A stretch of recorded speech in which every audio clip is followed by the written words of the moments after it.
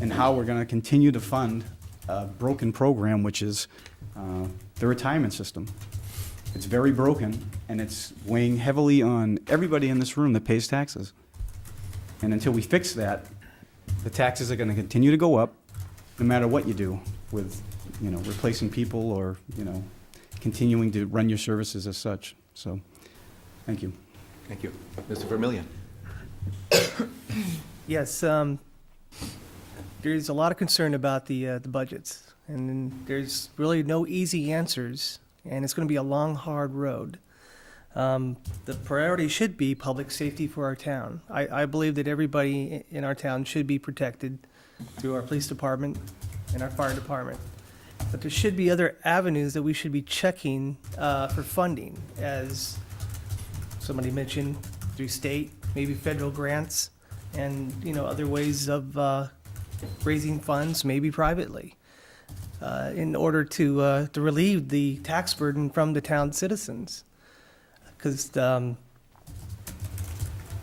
ultimate decision should be from the town. They should be voting for what they want our budget to be. And that's what I believe in. Thank you. All right, thank you. April, your first question. Okay. Good morning, gentlemen. Morning. My first question to you would be, as Londonderry continues to grow, which types of businesses do you think would be most beneficial to the town, and where would they best be located?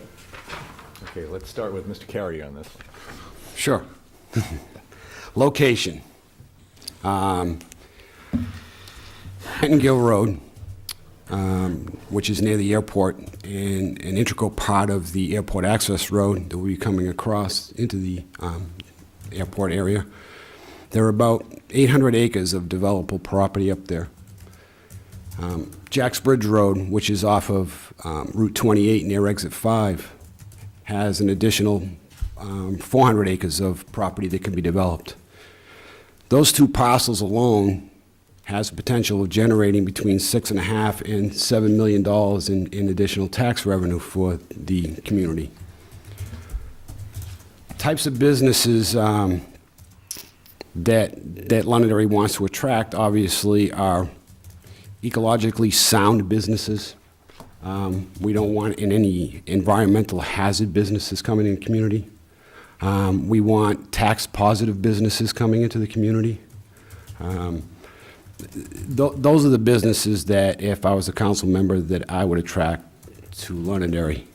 I think it's important that we look at those two areas. I think it's also important to look at the potential of at least one TIF district up there, especially around the airport, because it's not developed right now.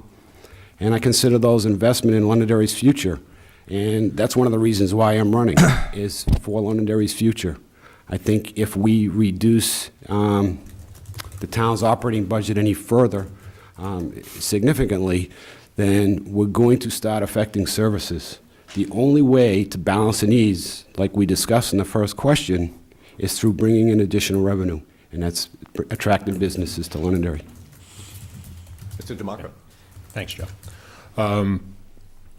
One of the greatest assets of Londonderry, besides its proximity with a major airport, its access to major highways, and being just north of the one of the larger metropolitan areas in the East Coast, is that we still have available land to develop industrially and commercially. So that is by far one of our best assets of this town, because that's going to be, in my opinion, key to ultimately reducing the tax burden of this town. Just some numbers, to kind of follow up with what Mike had said. Those two areas of the town, Pettingill Road, the 700 to 800 acres that's locked up over there, that are dependent on the access road that's supposed to come in around 2011, along with Jack's Bridge Road, and there's also some smaller pockets around town as well. You're looking at 5,000 to 8,000 additional jobs in the area, $5 to $7 million in additional tax revenue just on those areas alone. So that's going to be a key part of the future of this town, is bringing those areas to build out over the next decade or so. The types of businesses that I personally would like to see come to the area, service industries, low impact industries that perhaps don't have a a large industrial footprint with as far as pollutants and so forth go. One of, I think, the key industries that this country is going to need over the next decade is with rising fuel prices. I don't see gasoline and heating oil prices going down, is going to be green technologies for generating energy, for heating houses, for running cars. And I'd like to see more, over time, more and more industries like that coming to town. Thank you. Thank you. Mr. O'Keefe? Thank you. First off, I do not support a TIF district. A TIF district would create, it's kind of an artificial parachute to me for businesses to invite them to come to the town. I know a lot of builders in town. My wife works for one of the bigger builders in town. And quite frankly, most of them say they don't want to come to Londonderry. And the reason they don't want to come to Londonderry is because it's just too difficult to deal with the town and getting things done to build the company. So they'll look elsewhere to towns that are more inviting to them. So quite frankly, that's why. And I've seen it in the past, and I know for a fact that these things are happening. So I think, in all honesty, I think we need to look at what we're doing in the planning department as far as being more advanced, as far as seeing what the needs are of these companies and being a little bit more positive with them to make them want to come to Londonderry. I mean, economic development is this great buzzword, kind of like open space was back in the 90s, and I'm still waiting for the savings on that, and I haven't seen it. It has a lot of good things, don't get me wrong. I'm not trying to bring this negative, but in all honesty, you have to be very astute on what you do with the money that you have. And I think a lot of the time when you get right down to it, it's very easy to sit here and say that we need all this business. Absolutely, it always helps. It's a positive to any town to help benefit the town's taxpayers, and I'll look for any relief I can get.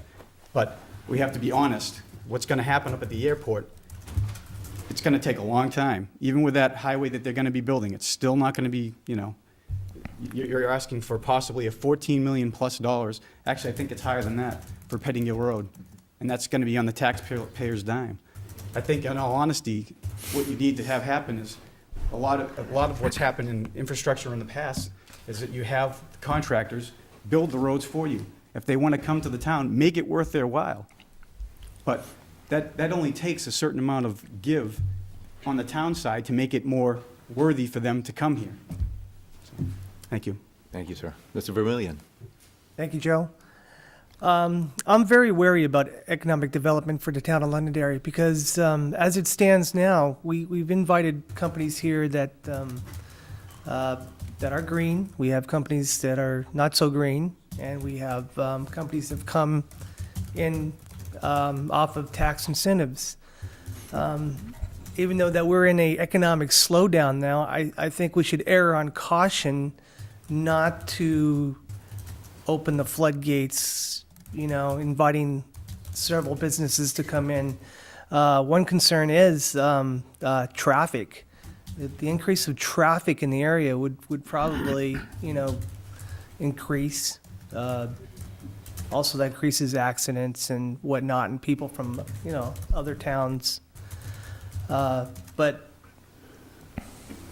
as economic development goes, I would believe in a slow and steady, margin of asking the right companies to come in. The ones that want to do business with us.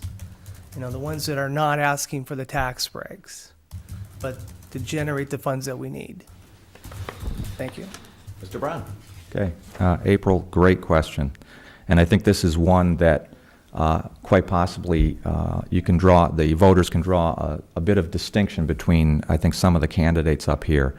All of us are going to tell everyone who asks that economic development's a good thing, and we want to attract industrial and commercial businesses to help offset the tax burden on residents. That goes without saying. Where the rubber meets the road is what candidates consider to be viable economic development, not only in terms of location, which is what your question's directed to, but also the type that we should attract. And I strongly believe there's a distinction between those two.